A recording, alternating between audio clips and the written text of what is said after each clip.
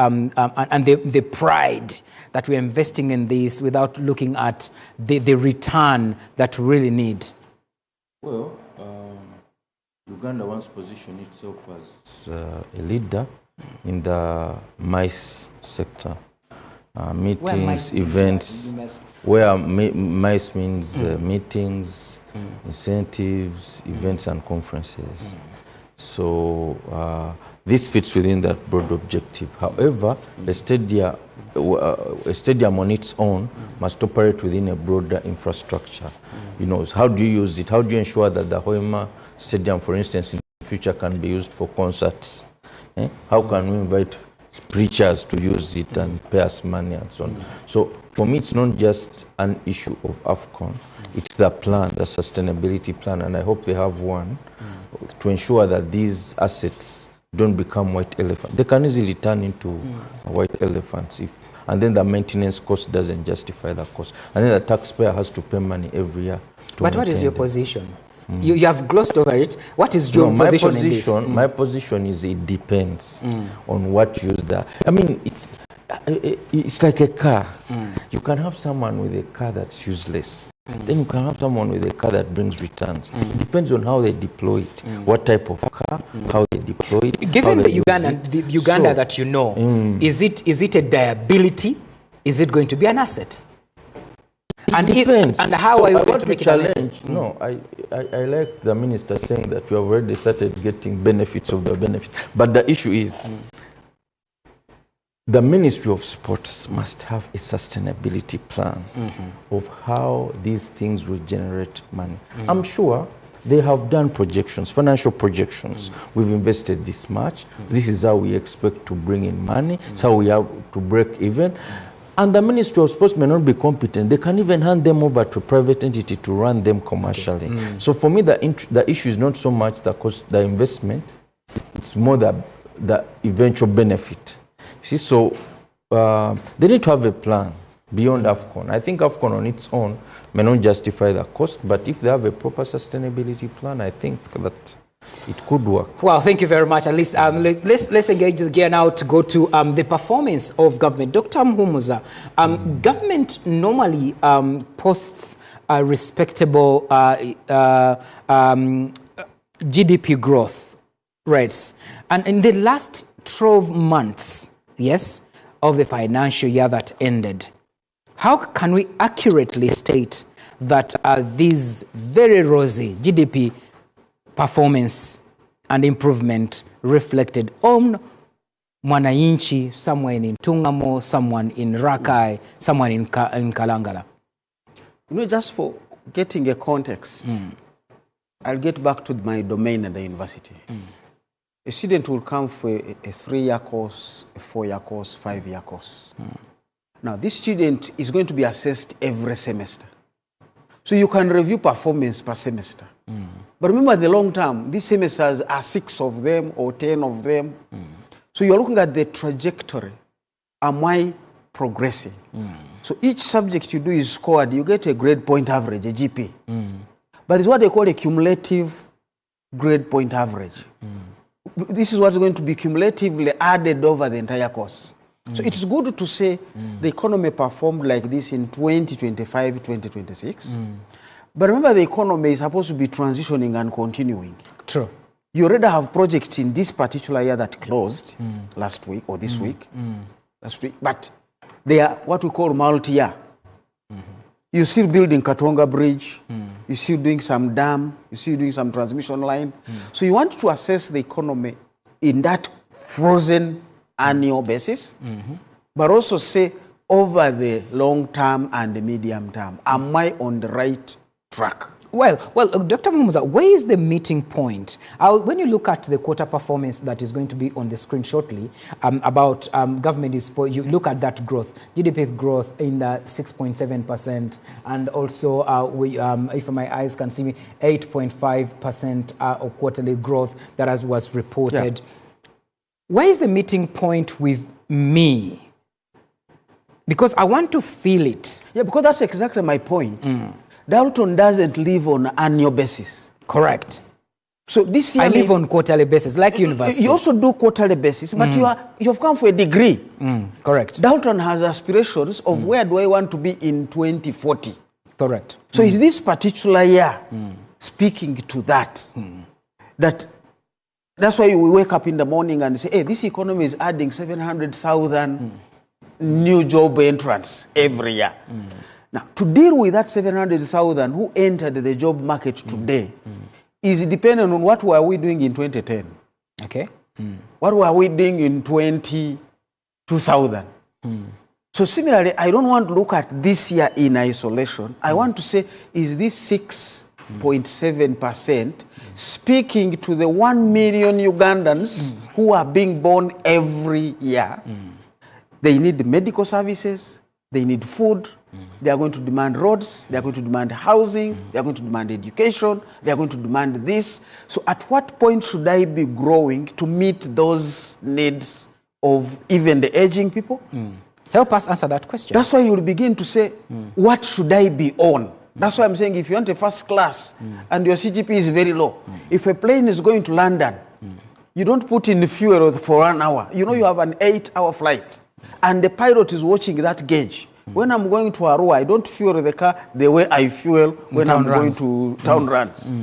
So you want to say, is 6.7% speaking to my future demands? That's the context we need to be interpreting GDP growth. Yes. Otherwise, 1 year can be so good and you are happy, but that 1 year 6.7, you should have been growing at 14%. So you're still below the mark. When we wanted promotional classes, all of us in primary, in secondary, wherever we were, you know promotion is at 50. So 30 is good, it's not 0. But you will still not go back and sleep. You're going to bench throughout the night until you get 30. But there were some of us who are saying, no, I just don't want to get promoted. I want to go to university.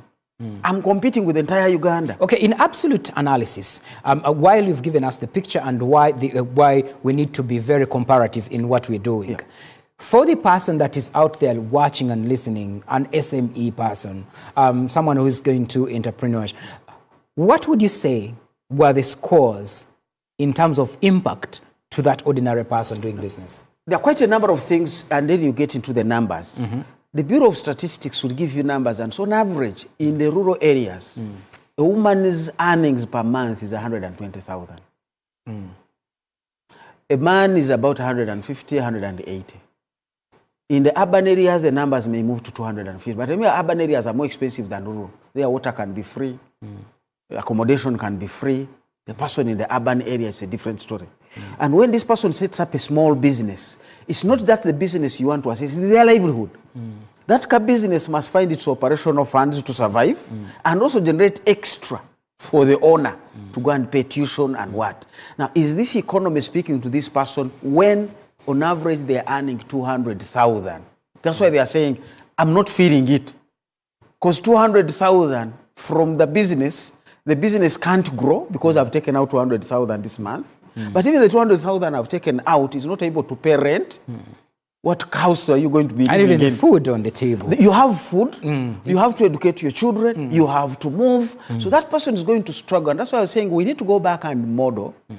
So if a Ugandan is to live a decent life, and we can define what decent is, not that expensive. Okay. At what rate should we be growing? Then you are 7.7. From an investor's perspective, how good did the financial year that ended make Uganda? First of all, we need to look at what the aspirations were when the year started. We had set a target to grow at about 6.3%. The ministry tells us that the growth was at 6.7%. Inflation was projected to be at about 3.4%. It ended up averaging 3.8%. Say that again.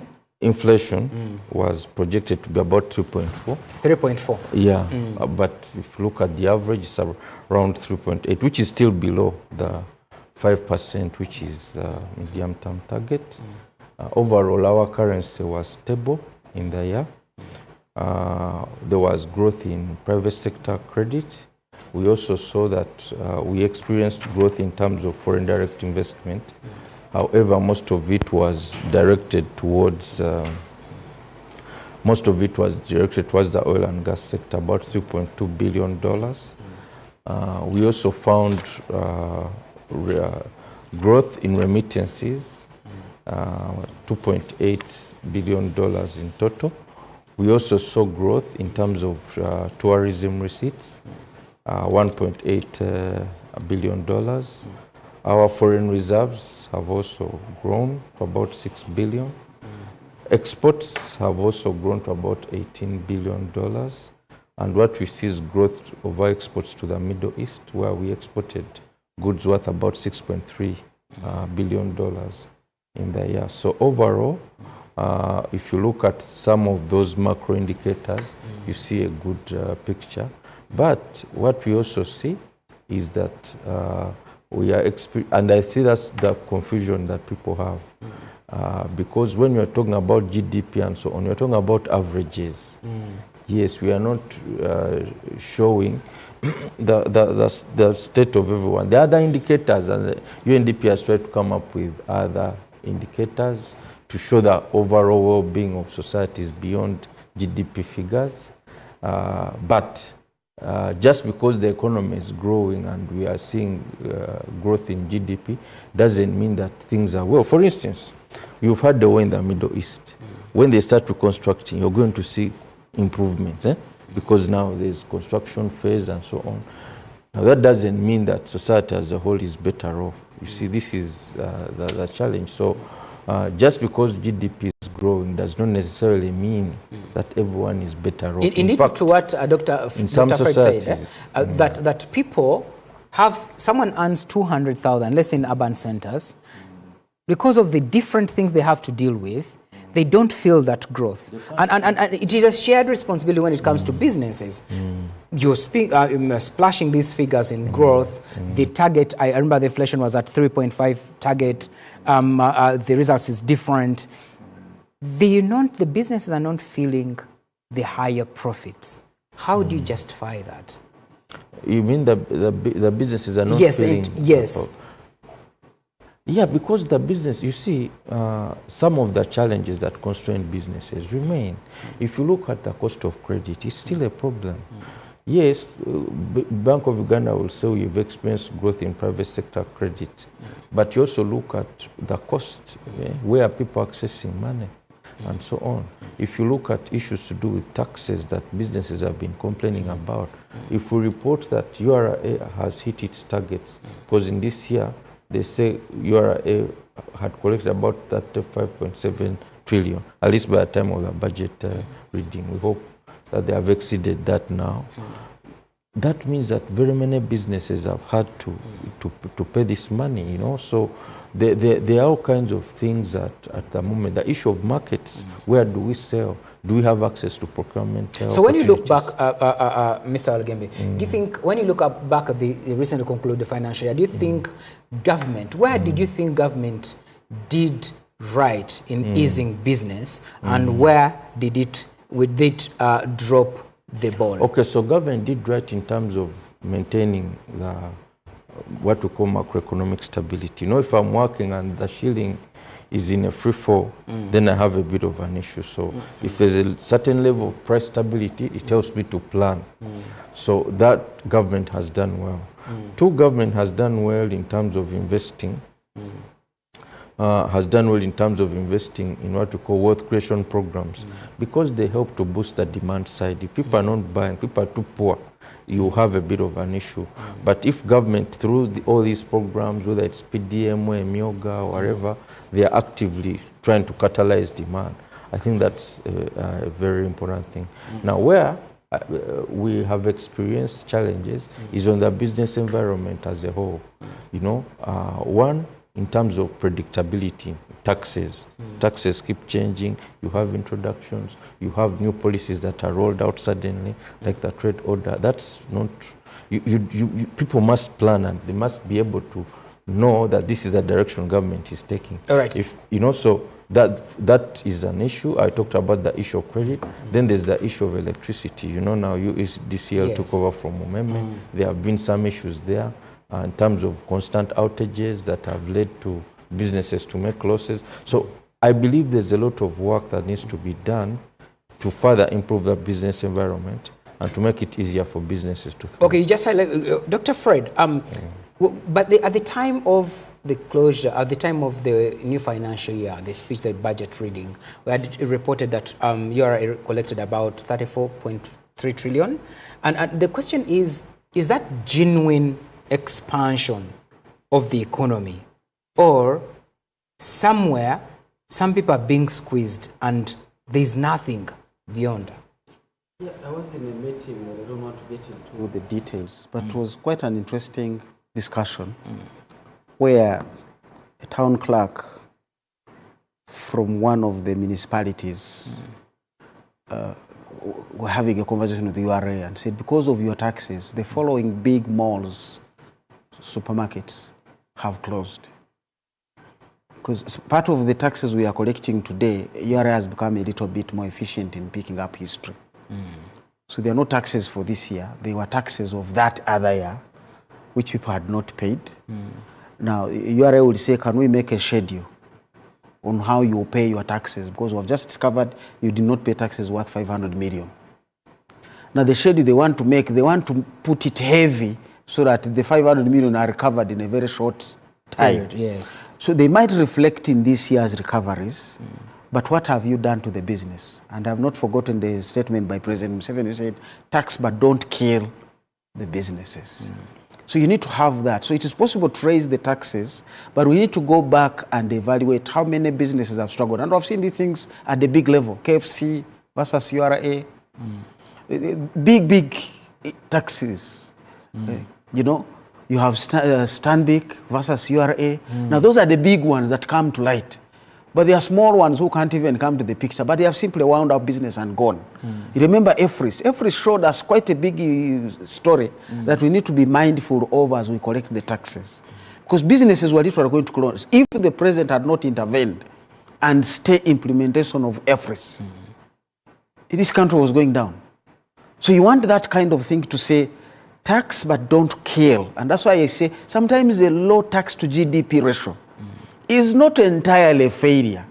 You want to go back and say, by taxing less, how many businesses have I left alive? Because as I've said, a business is not just a business. In the case of Uganda, it is a livelihood. That's why this man, this woman gets money to buy bread, to pay rent, keep her children in school, pay for medical care, and all sorts of things. So you want that business running. Even if I am government, I owe it to that person.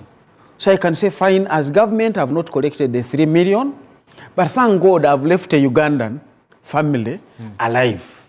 But now we look at business as if it's just business. No, behind that business is an entire livelihood, a duty of government. And that's why we want to have economy. General Sale usually calls it humanomics. Have economics with a human aspect to it.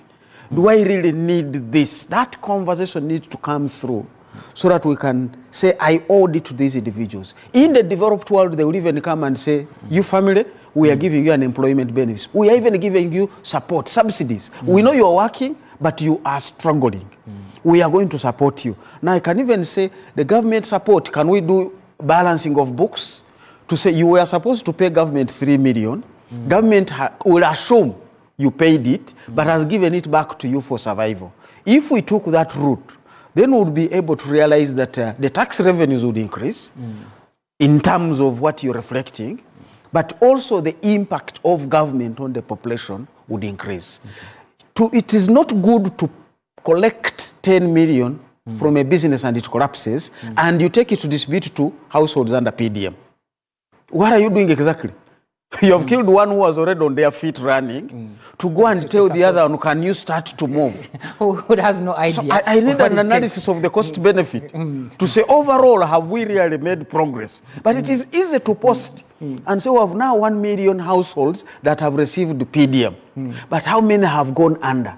If government is going to be borrowing, and one of the statistics you have here, government raising 13, 14 trillion out of domestic borrowing, that is killing his businesses. Absolutely. Because now the bank they were going to, the small entities, we look at them as very risky. We will not even creatively engage them. And after all, there is a big borrower, Mr. Government.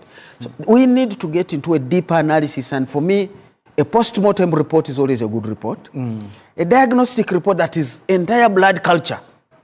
Those moments you go and want to test for malaria, but the doctor will say, no, let's also test for this, for this, for this. So we need that comprehensive analysis. And when we're in government, we would ask for some of this information. It's available with you, boss. But many times we don't bring it into the picture to say, what is it doing? Private sector credit has grown. Who is borrowing? What are they doing? Are they speaking to the tenfold growth? Or are they simply trying to survive? That is important for government to know. And I would be happy if we dug up that bit of information. Well, humanomics, as Dr. Fred has put it. We'll take a break, and when we come back, we'll further dig deeper into what he has described as humanomics. Humanomics. Yes. I even failed on the word. Come on, let's take a break.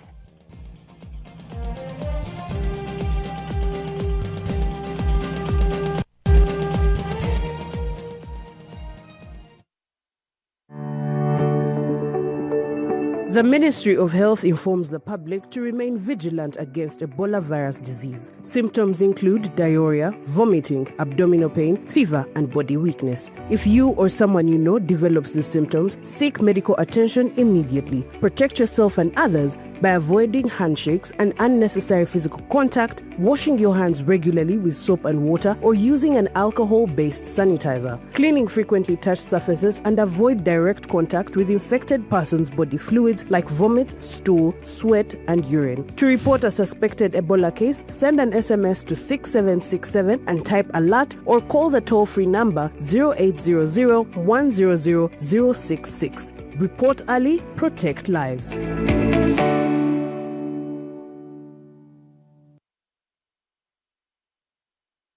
Why pay for someone else's repairs? Say goodbye to hidden costs and hello to peace of mind of a brand new start. Discover the Suzuki range of unmatched, fuel-efficient, and reliable options. From the iconic Jimny to the new Across Hybrid. Find the perfect blend of style and world-class efficiency. Upgrade today and enjoy 1 year of free fuel and comprehensive insurance, plus 2 years of free service and a 3-year warranty. Trade in your current car or choose financing to start driving as you pay installments. Don't wait. Visit the Suzuki showroom today or call 0800 211 033 to get started. Kumulembe kuna abakozi bachayambala ebintu ebyo bisambala bannannyini makolero zi company abakozi mubafunire uniforms ziri ku mulembe okuva mu Jude Color Solutions banyirire bafulume mu material ne design ebiriko ate nga kuliko n'akabonero ka company yo olwo business babantu mu maaso bagimanye tosubwa campaign eno omulamu akugamba nti stand out mu uniform yo ne Jude Color Solutions bali ku Prime Complex ku Johnson Street shop number C24 esimu noti 7772 anamu5 91 mwenda wamune ku www.judecolor-solutions.com.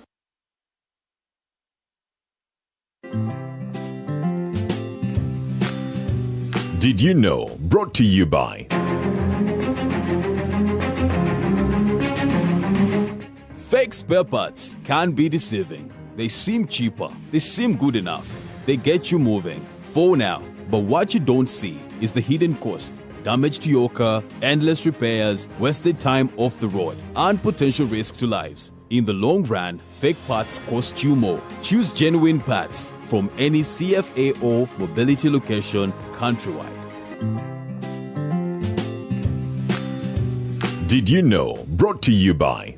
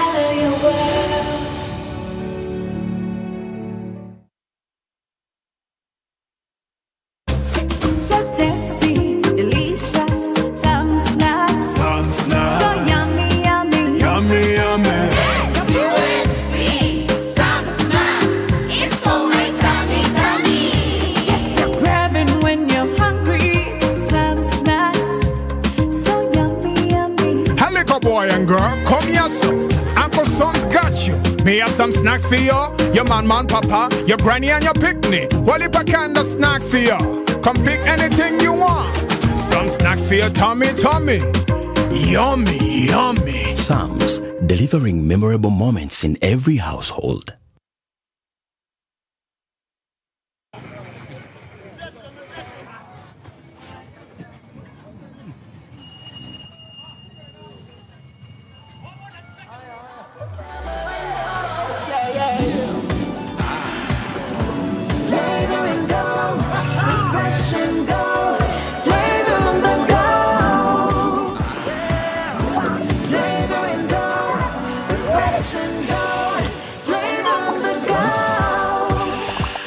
Flavor Muka Chupa. Taste our refreshing, juicy flavors in our 250 ml and 400 ml packs. Splash Kachupa. Flavor Muka Chupa. Flavor on the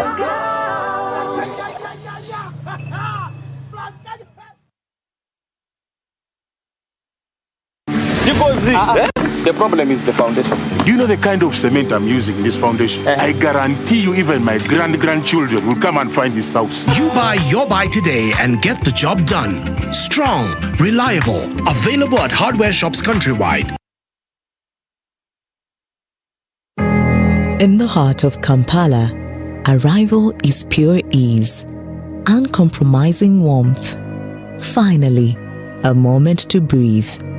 Step into a sanctuary of quiet luxury where the world slows down and time is entirely yours. As the sun shifts, the city turns to gold. This is dining as it should be. Unforgettable. Night settles softly. This is peace above it all. A British hotel and apartments. Comfort, elegant, luxurious.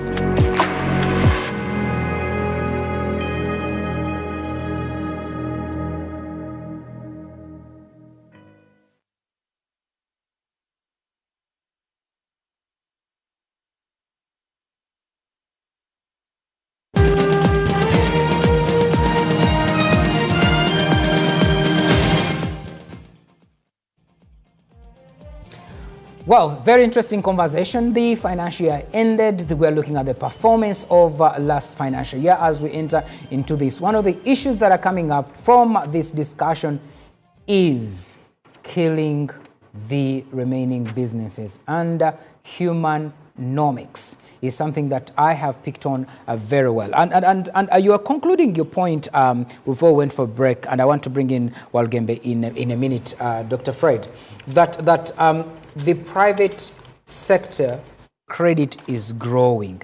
Yes? I would think that is a good thing, Dr. Fred. It is a good thing, certainly. But remember, credit is an enabler.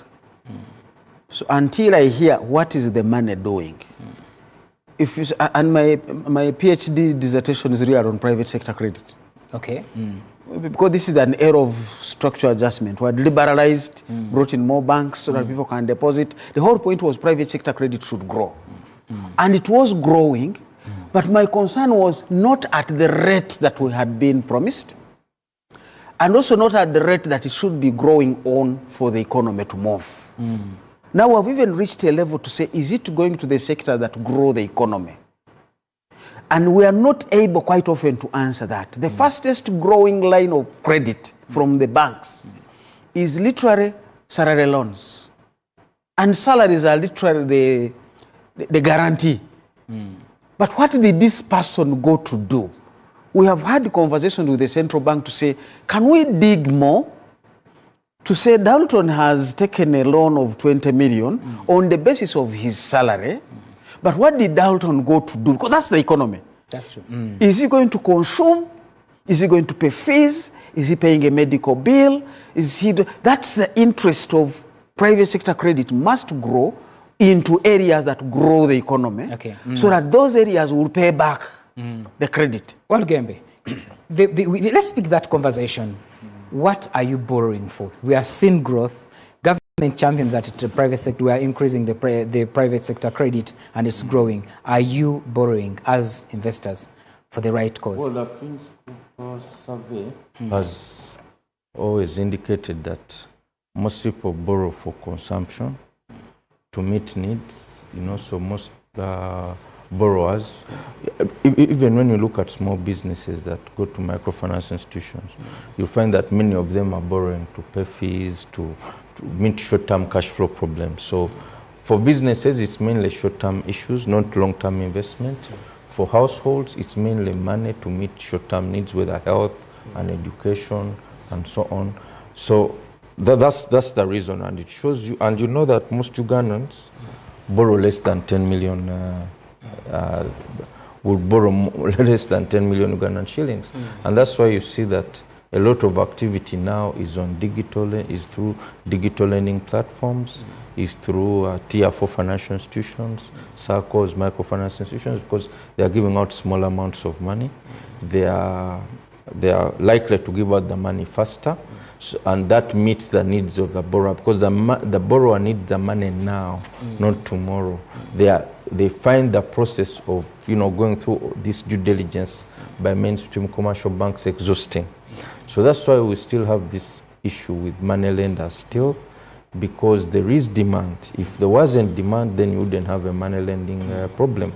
Unfortunately, government has just responded with regulation, which I don't think is really the issue. I think government should further improve.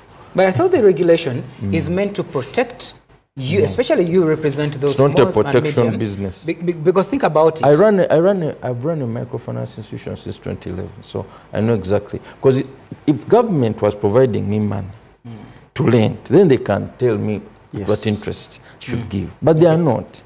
So I go to the bank, I borrow at 25 or 28%. Then you cap my interest at 33. You not even taken into consideration my operational costs and so on. So this is, you see, if we're running a market-led economy, let's allow it to be market-driven.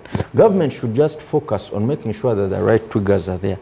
Ask yourself, how can we make it easier for financial? First look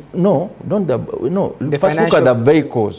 Where are people borrowing from? They are borrowing from SACCOs, they are borrowing from microfinance institutions, they are borrowing from money lenders. Then categorize.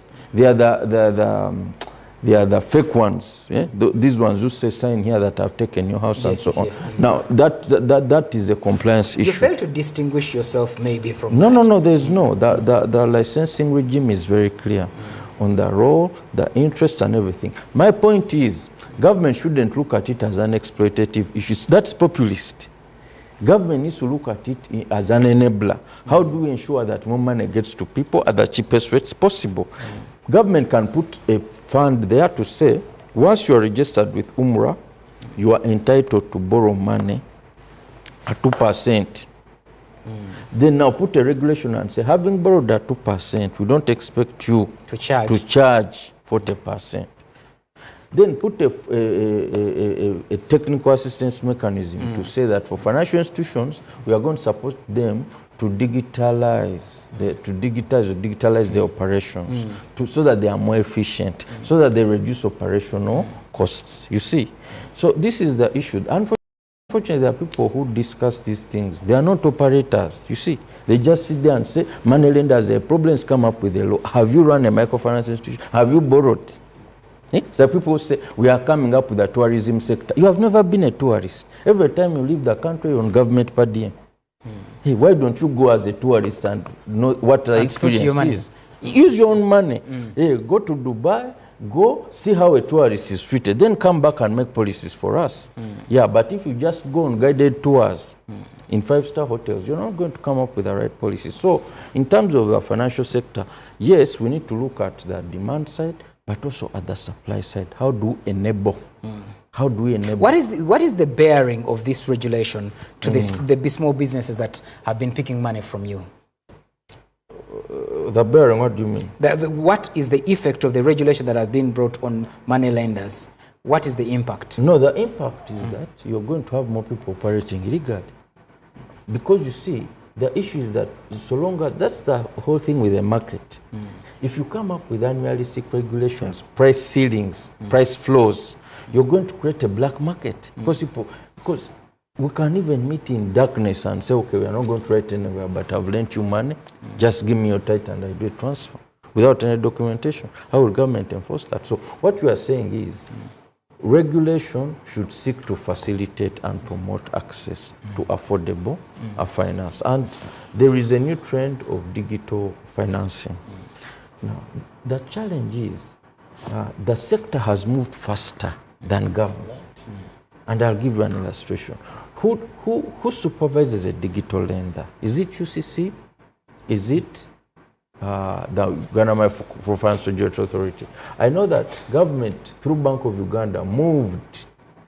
Also, the telecoms moved faster than government, but government ran and caught up with them. And that's how you find that now Bank Mobile of Uganda, money was yeah, they had to split, and then the Bank of Uganda regulated their financial bit. But for tier 4 financial institutions, we still have the old problem of a split mandate. You see, so you find a regulator who is not competent enough to regulate digital lenders. And therefore, because of that, in some instances, you have instances of fraud. Okay? Fraud on both sides. Even with our customers, you find a customer who has borrowed from 10 apps and has defaulted on 8 on purpose. See? So there's also that. Where's the missed opportunity for government as it brings in this regulation, especially in contrast to the expectations, the struggles of some people that are trying to make ends meet in this economy? I think, as is put it, regulation must not be legalistic. Don't do the no. It's like the referee. You draw the lines. Your half is this, the goal you're scoring in the other one. But remember, if you do an own goal, we'll count it. That's true. We're going to count it on the other side. So be there as a referee. So what is not going right and why? So government should quite often, even if you come in to intervene, it should be for a short-term basis, like you block a road. Say, guys, there is a flood there or the bridge is broken, but you're putting measures in place to restore the bridge. So as he's saying, if you don't know where I'm borrowing the money I am lending, if you don't know how I am even managing those who default, because many of the banks themselves are struggling with people who have run to court so that they don't pay back. That figure is about 10 trillion. Now, if that figure is locked up there, who are you to come and tell me, lend to this one but at this rate? It's me to assess their risks because they have their peers whom I'm in court with. Those are extra costs. But also the central bank sometimes has gone to a level, there's what they call a cash reserve ratio. They will say, of the money you have mobilized, 11% must not be lent out there because we are managing inflation. So I'm part of the cost of managing inflation. First of all, the interest rates are high to manage inflation. You have also blocked my mobilized resources. Remember, I'm paying the people who gave me these fixed deposits. But you have told me don't lend it. Or if you lend it strictly into government bonds. So the space is already... Government is saying, I've had the argument, government is saying that the emerging risks that it should not just overlook, and that's why they are bringing this kind of regulation. Yeah, the emerging risks, but emerging risks can't be managed for the 20 years using the same rule of the game. You can't just keep interest rates up there. Japan still has very low interest rates, and most people like Japan borrowing from the domestic market. Borrowing in Japan is 1%. Even the government is borrowing at 1%, so it's not crowding out anybody. It wants people to borrow and invest. It wants people to borrow and consume. That's how they are running the economy. They have a challenge with some other things, but you don't want to be stuck on one thing because interest rates, exchange rates are parameters that affect many other aspects in the economy. So be mindful of those other aspects. I can't forget, I read a lot of the documents that come out of the Bank of England, which they use to decide on whether to raise interest rates or lower them. Now, at one point they said, our inflation, we are above the target. Inflation is above the target. We should be raising interest rates to bring it down. But we're not going to do that, because if we do that, we lose investment. And unemployment is above the target as well. So for the sake of employment, as we said, livelihoods and lives, let's a little bit wait so that investors can invest and define the jobs. Now, we're not saying we lower too low. We are already inflation-wise below the target. So what are we still doing with interest rates that are that high? Isn't it time to move from 9.75 to possibly 9 or even 8.5 to allow all game-based people to borrow and invest, create the jobs, increase the supply of goods and services, and then inflation will be moderated. Okay. That's the economics. Thank you, gentlemen, for sparing time to speak to us this morning. We were enjoying the conversation. Unfortunately, We are running out of time. Maybe, Walgembe, final word from you. FDI remains very important. Is Uganda attracting the investors? No, we should do our best to remain attractive. Let's avoid creating the kind of context that will make investors think twice before they deploying their money into this country. Let's think about laws and other things that we think might sabotage that, because as a country we need remittances, we need FDI to ensure that we are able to grow this economy so that it works for everyone. Okay. Yes, as I'm going to Dr. Muhumuza for his final word, I want to remind Ugandans that if you want to send money from across East Africa, Send Wave Wallet is for you. Just download that app. Definitely you'll be reaching out to your family. Go on the app, on the apps, in the store, on the Play Store, and download that app. Send Wave will be the solution for you for anything that you want. Just download it and have the copy base. The final word, Dr. Fred. Government says the economy is very resilient. Yes. How resilient? Resilient will depend on what things are you looking at. We have survived the Hormuz. The weather is going down there. We have survived Ebola. We have survived. That resilience is there. But as we were discussing with him, when winter comes, polar bears hide. They stop movement. Yes. All the animals, they are free. So they are resilient. But do you want to be hibernating or do you want to be moving on? So I think for me, resilience is good. But dynamism, continuing to move to that next level, and as we've said, with a human aspect to it, the humanomics. All right. Don't miss it. Thank you, gentlemen, for sparing time to speak to us. Today, we've been examining the performance of the economy. Resilient economy versus, on the other hand, FDIs. Looking at the humanomics. Humanomics, very interesting. The economics of the day, making business survive, or they are killing it. Very important conversation. You are killing businesses on one hand, but also trying to support other people who have no clue in business with what they call PDM. It's a very big conversation. We need to strike a balance. Thank you for being part of this topical discussion. My name is Dalton Kawesa. Good morning.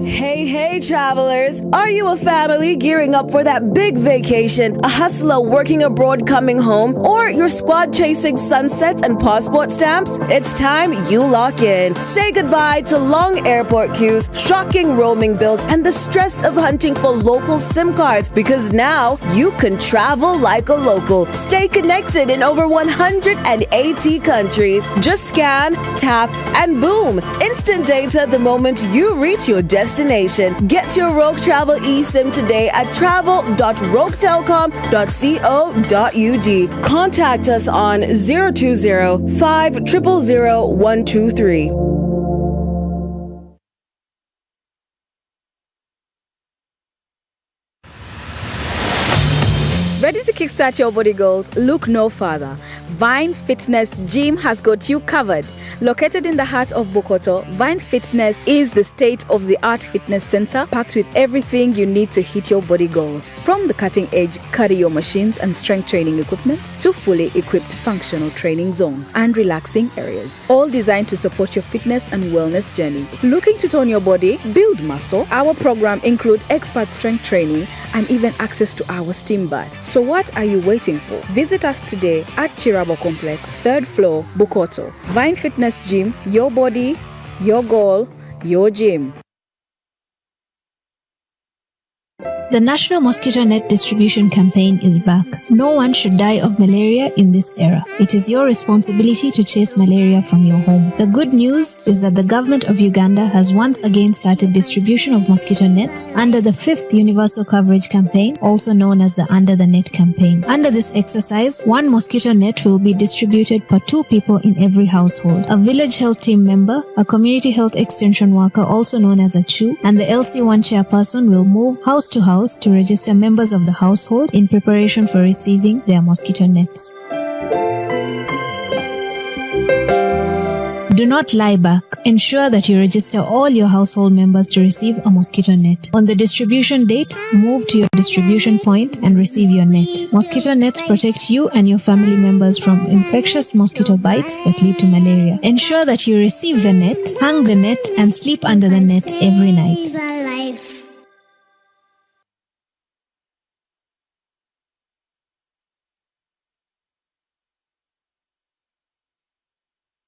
Are you planning an event? Think of X Events for the best photography and videography of all kinds. We believe that every moment is worth capturing.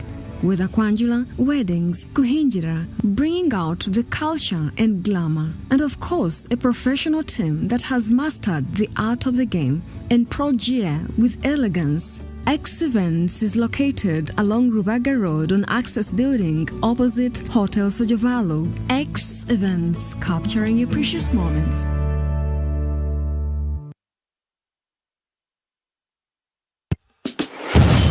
The King is ready. Are you? This 14th of August 2026, King's Love Entertainment presents King Saha Tondeke Kololo Festival at Kololo Airstrip. An epic night of live music, energy, and unforgettable moments. Grab your tickets now. Ordinary 20K, VIP 50K, tables 3 million and 5 million. Don't miss Uganda's biggest musical experience. Tondeke Kololo Festival, 14th of August 2026. Powered by NBS, Sanyuka TV, Afro Mobile, Capital FM, Beat FM, and Yuga Tunes.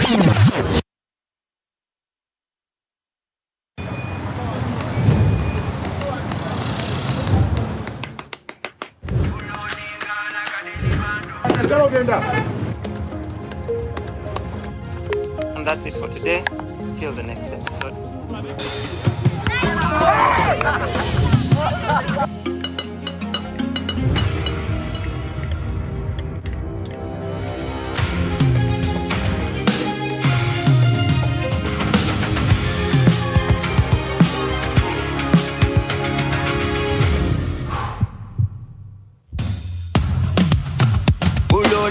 Like a daily bando, like a daily bando, like a daily bando.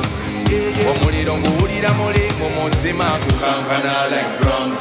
Kalakata, kalakata, endungu ya kusabula. We gonna do free of fire, free of fire, free of fire.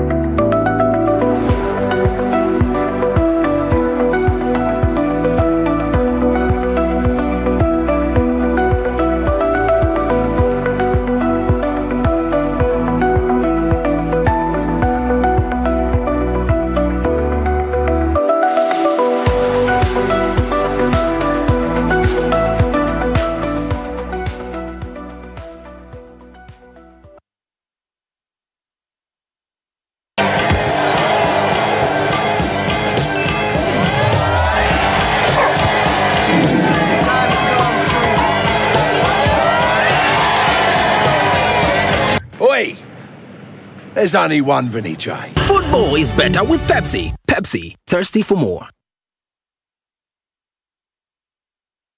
Tired of the limits? Tired of slow connections? It's time to break free. Introducing BCC Net from Blue Crane Communications. Choose the package that fits your life. BCC Lite, 20 Mbps. BCC Pro, 50 Mbps. Or BCC Extreme, 100 Mbps. For every need, every moment, learning, conferencing, gaming, and so much more. Switch to BCC Net today. BCC Net, fast, reliable, and true unlimited internet.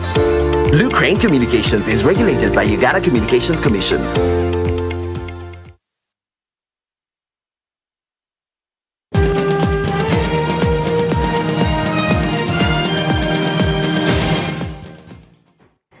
Good morning and welcome back to NBS Breakfast Meeting. My name is Tracy Ikobit and it is my pleasure to be hosting you this fine Thursday morning. Now this morning we're going to be talking about something that affects us all, our internet access. And joining me from Blue Crane Communications is none other than the head of marketing, Mr. Ali Chiseka. So great to have you here this morning. Good morning, and it's a pleasure being here this morning. Great to have you. So talk to us about BCCNet. What is that? All right. BCCNet is internet connectivity from Blue Crane Communications. As you may know, Blue Crane Communications is an internet service provider which provides internet using three technologies: fiber optic, wireless technologies, and VSAT connectivity. Now, BCCNet majorly speaks about the fiber to the home connectivity that we offer our customers within majorly Kampala Metropolitan of fiber. So it's what we call fiber to the home connectivity that empowers homes and SMEs. So that is what we call BCCNet in a summary. Great. So now you have launched the Break Free campaign with BCCNet. Can you tell us what that's about? Thank you very much. Well, at its core, the Break Free campaign is all about giving freedom to Ugandans to do more online without being held back by limitations of slow internet, limitations of unaffordable packages, limitations of data caps. Internet is no longer a luxury. It is the oxygen for modern living. Yeah, from education to business to streaming to entertainment and all. You require the freedom, to do more without having to look back over your shoulder to see how much data or speeds you are left with. So the Break Free campaign is here to give you that freedom, to empower you to do more on the internet without being held back by limitations of slow internet, limitations of unaffordable packages, limitations of data caps. So with our true unlimited internet, we've now introduced the Break Free campaign that offers you higher speeds at lower prices. That's interesting because typically when you hear higher speeds, naturally your wallet starts shaking and you're like, oh my goodness, that means more money. But now you're saying higher speeds at a lower price. Yes. How does that math work? Well, the math works quite well, and the end user, the customer, is the actual beneficiary. Why does it work? Because we just haven't slashed the prices, but we've doubled the price, rather the speeds for some of our packages. And what does that mean? It means more value to you, the customer. It means that you can do more on the internet at a more affordable price. For example, I'll give you an example.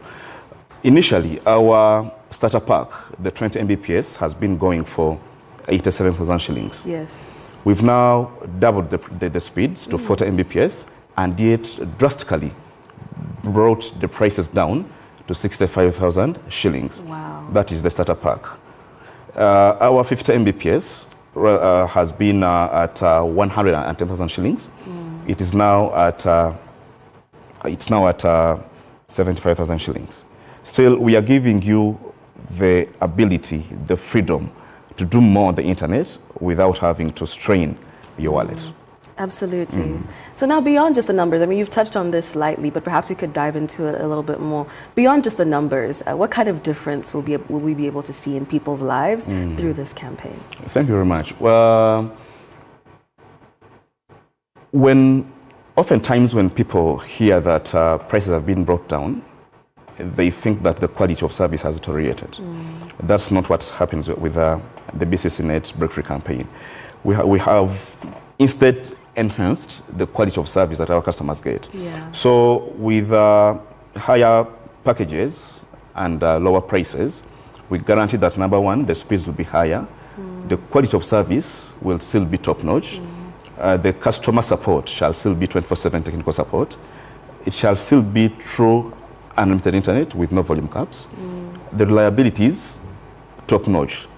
So you get much more with the Break Free campaign and the BCCNet internet connectivity. Absolutely. You just talked about true unlimited internet. Yes. Why is that important? It is very important because, like I said, internet is now the oxygen of modern living. So for you to accomplish all your tasks, you require internet that is robust, that is reliable, that is unlimited. So whether you are studying online, or you're conducting business online, or you have automation at your home or at your workplace, you need to work without having any anxiety of getting worried that my speeds or my package is going to deplete. So with true unlimited internet from BCC, we give you the freedom. We empower you to accomplish all your tasks without having any worries of internet going depleted. Absolutely. And right now we are in the season of the FIFA World Cup, where many people are streaming the matches online. Yes. So how does the Break Free campaign, make sense in moments like this? Well, that is a perfect example of how the Break Free campaign works. Again, with bigger packages now and more affordable prices, and still true unlimited internet, BCC Net with this Break Free campaign now enables you to watch, for example, the FIFA World Cup without any buffering. So you can stream all the matches, not just the World Cup only, but any other sport or entertainment. You can stream without any buffering. You watch and capture every moment, every event as it unfolds. Yeah, real time. So as the goal is being celebrated, you're also celebrating. You don't have to wait for maybe 30 seconds. There is no lag. There is no buffering. We give you real-time experience. Absolutely. So why would you say that people should choose BCC Net over other service providers? For a number of reasons. Amongst them is, one, we give you true unlimited internet that enables you to accomplish your tasks. Two, the reliability of our internet is top-notch, and that is because of the unique way in which we deploy our internet infrastructure. Yeah, I won't go deep down into that. Three is our customer care is very good. We give you 24/7 technical support.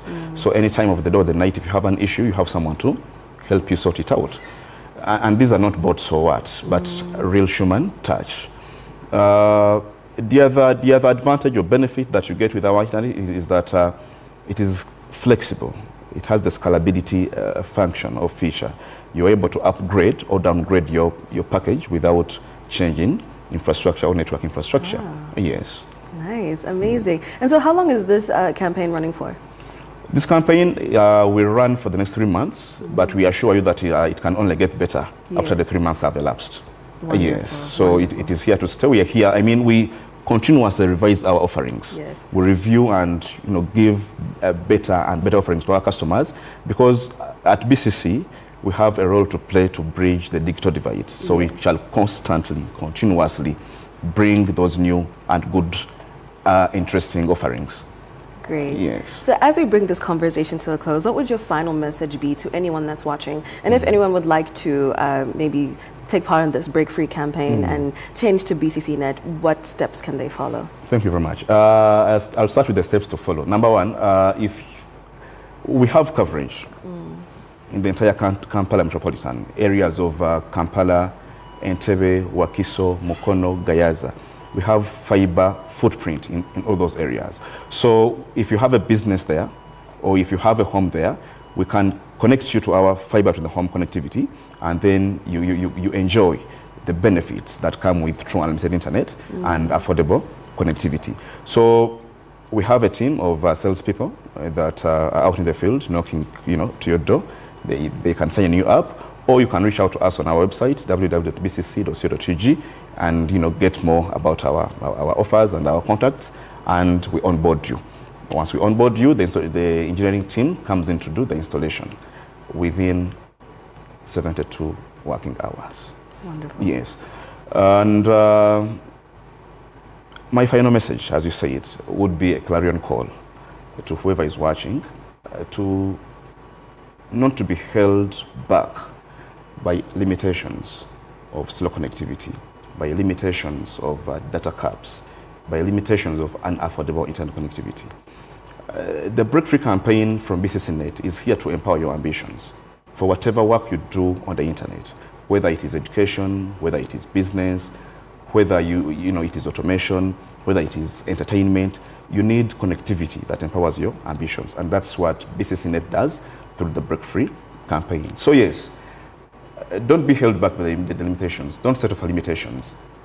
Break free with BCCnet and enjoy true unlimited internet experience. Amazing. Thank you so much, Ali. Thank you for telling us about this campaign. And if you would like higher speeds with lower prices, make sure to take advantage of this Break Free campaign and install BCCnet at prices that are lower but give you true unlimited internet access. We'll be right back after a short break.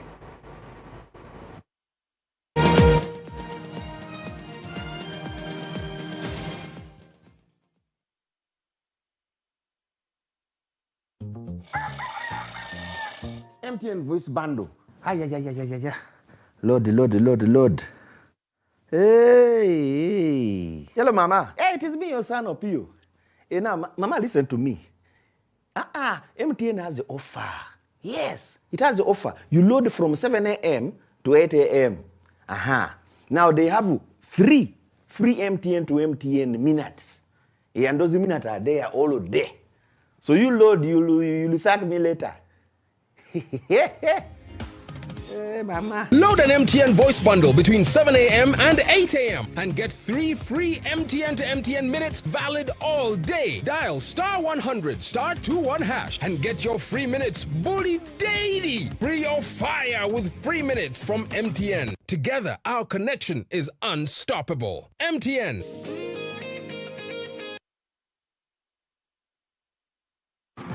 August 2026 is here!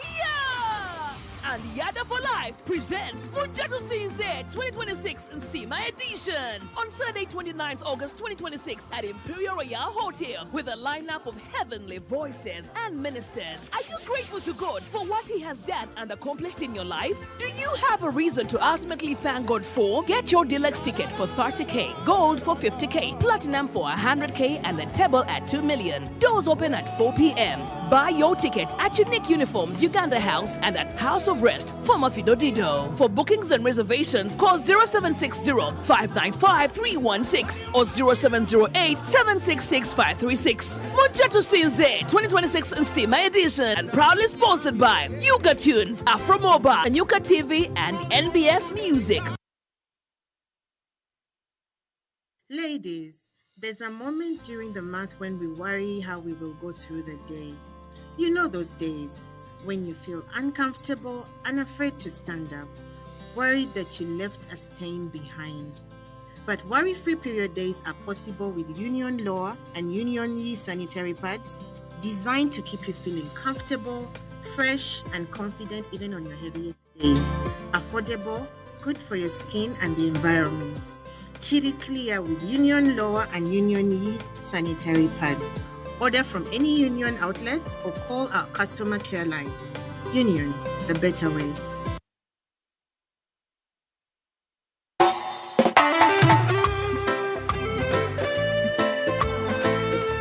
Ashaba music. This one's for the friends out there. Hi Fireflies, this is Ashaba music straight out of Cavalle. I am inviting you for my concert, which is going to be on 10th July. It's a Friday and you have no excuse. We'll be at National Theatre, chilling and jamming to Mental Break EP and Fireflies album. Come and let's have a blast. Entrance is only 50,000 and 150K for those who will also want merchandise. I love you. See you soon. Mwah. Comedy Festival bila mukage lirugogo muhuma showground mutende mwaguga ku Saturday nga July buli comedian gwomanyi mu Uganda wano aja kubeerayo Amoti Mbalanguzi MC Mariaki MC Kapale Madwata Nchiko Maulana and Rain Mary Hatumbetu Bizonto Mickey Sims Too Funny Nswangere Teacher Mpamile Bobby Brown and Nilo Sami and Shawan Tata we Akite Tata Sam ne Mama Sam tuli bulala family abazebe bama Sangana Ntume Muzai Kalali Kachapizo Even She Queen Malaria Chisati The Talkers Karera Namyomba Comedy Kojakabaya Nekazwe Kapo Chukamba Nsani Samuel Hash Fizi Pro Ticket yozigula ku Momo Kamunyenye mu 65 Kamunyenye 20 Kadala tiketi obwagigula ku momo tiketi ebeera y'ebiri kitundu ate ku miryango ejja kubeera y'esatu vip ku momo emitwalo 4 ku miryango emitwalo 5 emmeeza y'abantu 8 ya miliyoni 2 kale bookinga nga bukyali Juliana Kanyomozi King Saha Wininwaji Irene Nambiru nga Nyajjula Yerugogo mu Showground Comedy Festival 2026 ategekeddwa Abitex Promotion.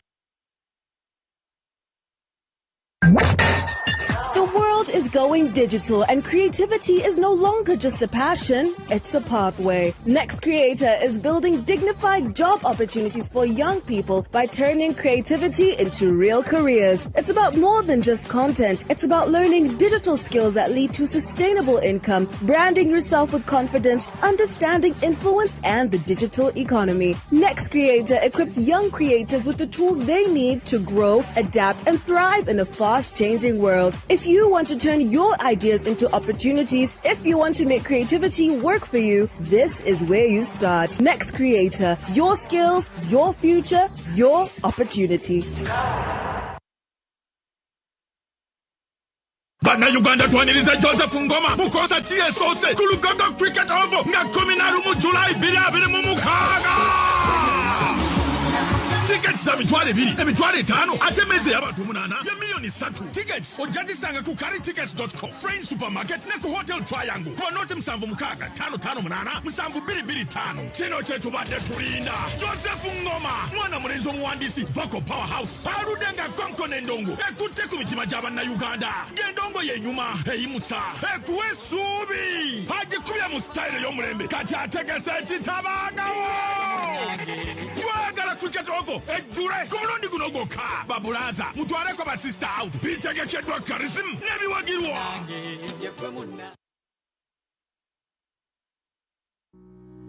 Kabalega Petro-Best Industrial Park. Imagine your business at the heart of East Africa's next industrial revolution. Welcome to Kabalega Petro-Base Industrial Park, Uganda's eco-industrial hub spanning over 7,300 acres in Hoima, home to the Uganda Refinery, the East African Crude Oil Pipeline, and Kabalega International Airport. KIP places investors at the center of Uganda's energy transformation. KIP presents investment opportunities in petrochemicals, manufacturing, agro-processing, logistics, warehousing, real estate, commercial, hospitality, ICT, and industrial services. Join us for the official launch on 7th July 2026, live on NBS TV and streamed on YouTube and social media starting at 8 a.m.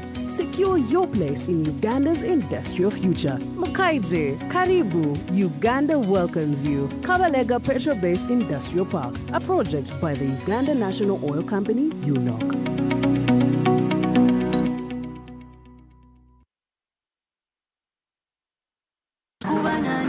NBS TV, Senyuka TV, and Afro Mobile presents Omlagen House's Chenza Productions Band every last Saturday and first Saturday of the month at Vibes Hub Chiwenda, opposite Prime Petrol Station. You have any function and you need entertainment? Call 0709 616 093. Sponsored by Silver Bubble Studios, NBS TV, Senyuka TV, and Afro Mobile.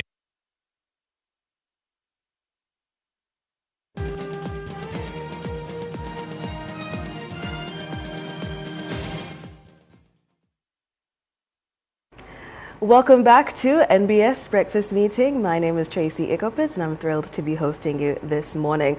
Now, Uganda is currently responding to an outbreak of the Bundibujo Ebola virus following a confirmation of a case following a Congolese national who sought treatment in Uganda and later tested positive. Now, this morning, we're going to be talking about understanding this Ebola virus and talking about preparedness, prevention and public safety. Joining me to have this conversation is Mr. Felix Olindi. It's so great to have you here, Felix. Nice to have you, Tracy, as well. Thank you for having me. Absolutely. Please tell me a little bit about who you are and what it is that you do.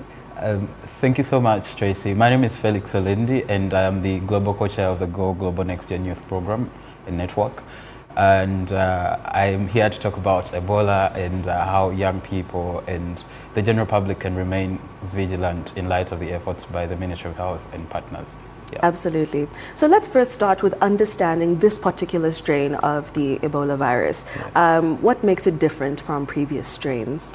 I like that you started by mentioning that we are having the Bundibujo strain of Ebola virus. That means that it's a family of interrelated viruses that have the same similarities. What makes the Bundibujo virus, I think, very unique is that unlike the others, we don't have things like vaccines for it before, but we're trying to manage it. And as such, it makes a very strong case for why we need the public to be more vigilant and follow the safeguarding procedures that are given to you by the Ministry of Health, and as we're going to talk about later on. Yeah. Absolutely. And you know, when many Ugandans hear Ebola, immediately the first response is fear and panic. So should the public be worried, and what should they know about the current situation? I believe that the first response should not be that of panic, because again, the Ministry of Health and partners are trying very much to ensure that the situation does not spiral out of control.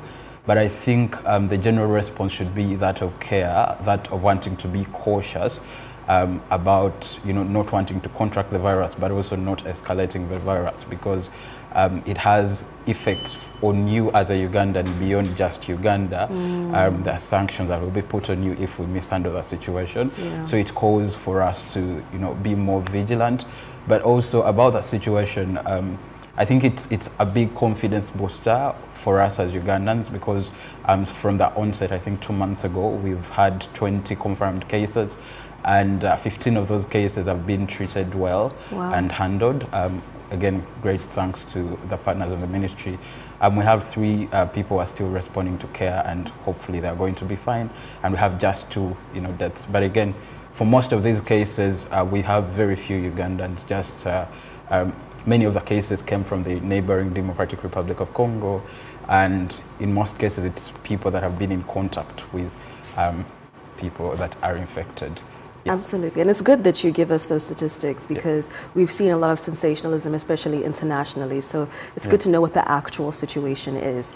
So how is Ebola transmitted, and what are the most common ways that people can become infected? So Ebola is transmitted when you get into contact with an infected person. So into contact with an infected person, that means that you will not get Ebola by breathing the same air as that person. You need to have actual contact. That looks like touching spaces that person has been in, things like, you know, a table, a chair, all those public spaces that are shared spaces. So if one person that has been infected with Ebola uses it, and you also use it, you're going to get the virus, because it's transmitted by contact. The other thing, it's really a contact virus, so anything involving contact, sexual intercourse, hugging with an infected person, you're going to get it. The other, I think at the baseline level, is because the virus is got or transmitted directly from animals. So we have people who like game meat and all that, so things like monkeys. So the first point is getting them from, you know, wild animals, and when that person gets it, and then they'll be able to spread it to other people in the community. Okay. So can Ebola be transmitted by someone who might not necessarily be showing symptoms yet? I think no.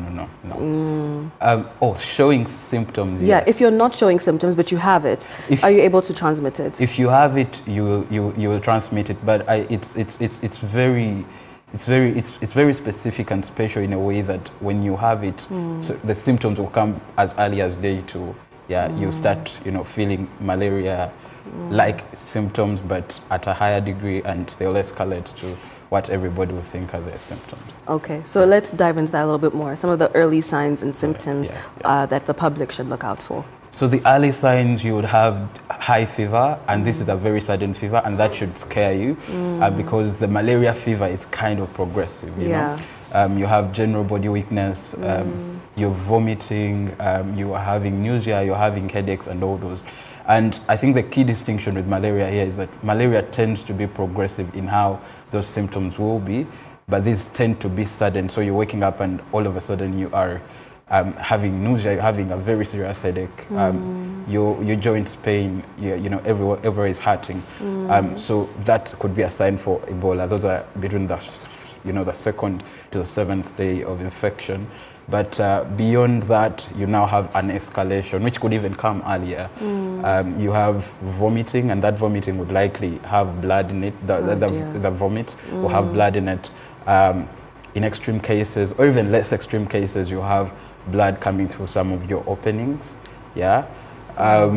Or in whatever you're doing, anything you're passing out, vomit, blood, urine, vomit, fecal matter, urine, there might be some blood there. And then a lot of, sweating and all that, fever. So yeah, that's what it would look like. Wow, so once you feel these symptoms, what's the first course of action? Yeah, the first course of action is to call someone at the Ministry of Health. Yeah, the toll-free number is 0800 1066. 0800 1066, or send an SMS to 6767, and there will be a team to respond to you immediately. When you make that call, let them know your location, and if you're calling on behalf of someone or for yourself, you want to tell them details about that person so that they can evacuate the situation. In the meantime, you want to isolate from that person until you have a definitive report on the status of that person. If that person is infected, they will be taken to the Ebola treatment unit and they will be taken care of, and the ministry officials and partners will do a contact tracing process that involves going to ensure that we get people who have been in touch with this person for all the, for a couple of weeks, because that helps us to prevent new cases. And there will be officials following up on their progress for 21 days, and after 21 days, if they do not have the Ebola virus, they will be back to the community. If you don't have the virus and maybe it was a false alarm, you come back to the community safely and you will not be a threat to the community. Yeah. Okay. Yeah. So why is early diagnosis and treatment very important for the survival rate? Because Ebola itself is a very, very serious sort of virus, and it gives you a very limited time frame to respond. So that's why you cannot say that you want to try home remedies like we sometimes want to do as Ugandans. If the painkillers don't work, let's call, where you notice that there is a problem, you want to call, to reach out to the authorities as soon as possible, because the time frame within which you have to respond for your safety is very low. But also, as you debate on whether to make that decision, you're probably engaging with other people. So you broaden the scope of infection to other people. So it's better for us to report early and respond to specific individual cases instead of wanting to have an entire infected community. Right. Yeah. So what practical steps can families and communities take to protect themselves from this infection? I think you have to be on the lookout, and the beauty with how this process is going is that you're given all the information you need to know about Ebola, and that's what we're doing here. Yeah. When you know these things, you just need to be on the lookout. Are there some abnormal symptoms that are not malaria, for example, and you want to make that call? But beyond that, wash your hands. These are basic, with soap, thoroughly with soap, back and inside. If you're using shared spaces, things like gyms, saunas, you want to disinfect those spaces with chlorinated solution, because the chlorine kills the Ebola virus. Just try to take care of the cleanliness of the places, especially shared spaces, because where you get in contact with fluid from an infected person, you're also going to get it, and you don't want to be in that position. Yeah. Absolutely. Let's also talk about the importance of, hand washing and observing hygiene measures and kind of social distancing. Yeah. Yeah. So, like I've said, your ability to survive Ebola is largely dependent on how you take care of your hygiene. Yeah. Because any misstep, any failure to wash our hand, especially if we don't have measures to say people shouldn't move, so we are interacting. And so the only safeguard to yourself, because you don't know where you were, you don't know who you talked to, because the next time you're going to touch your nose, you're going to touch your mouth, and you don't know what's going there, and yet some of those are the entry points for the virus.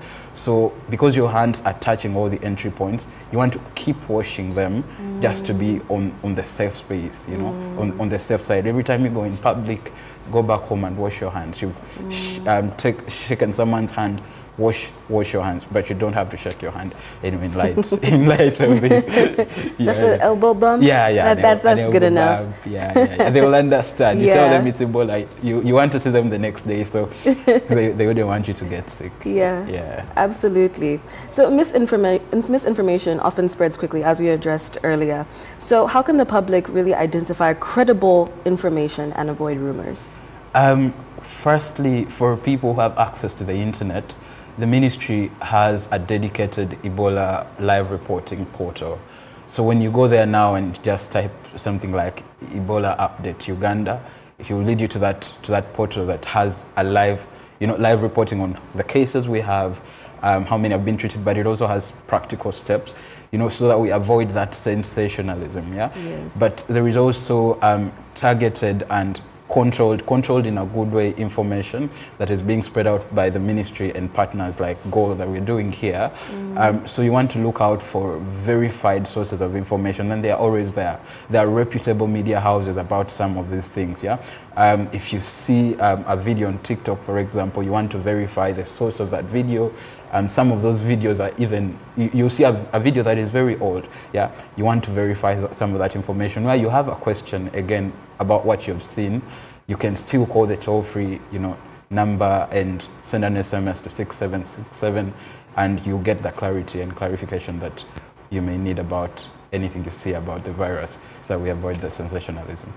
Absolutely. So this is not new to Uganda. We've handled Ebola outbreaks previously. So what lessons from the previous outbreaks are being applied today? One is, I think we are doing a good job in educating the masses about the virus itself, because and in light of the fact that we have only 20 cases, I mean, we are like millions of people in the country. Someone would say that's a very meager number. We can manage this, but we're not doing that. We are not resting. The public needs to know that they need to remain alert. They can't just leave that. So we are taking a lot of steps to educate and sensitize the masses about the virus, but also there is capacity building. The Ministry of Health and other partners, and the beauty with this is that we are running a cross-border sort of response. So it's not a Ugandan only thing, that Uganda is only working in Uganda, but because we know the virus is originating in the Democratic Republic of Congo, the ministry and partners are working with with the authorities that side to ensure that we stop it from there. So we're having a lot of preventive efforts, and where those preventive efforts we complement those preventive efforts with treatment, and good treatment and the right treatment in the right places. That's why I will not say you can go to a pharmacy and buy medication for that. We have Ebola treatment units where people can receive specialized treatment on the virus. Absolutely. So as we bring this to a close, what is your final message to the Ugandans that are out there watching? The final message is we're in a very good place as Ugandans. We are not saying we have a lockdown or anything. So we want to remain there, keep washing your hands, be on the alert for any suspicious symptoms. And where you have any doubt, where you feel like someone could have, call the Ministry of Health helpline at 0800 1066, or you can send an SMS to 6767 to report or to ask any questions regarding the virus, and you'll be given all the information that you will need. Stay safe and be at your best in terms of hygiene. Thank you. Thank you so much, Felix. As you can see, Ebola is a serious disease, but it can be prevented by following the Ministry of Health guidelines, reporting suspected cases early, practicing good hygiene, and relying only on verified information.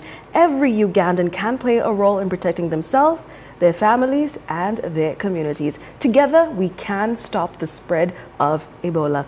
Thank you so much for tuning in. We'll be right back after a short break.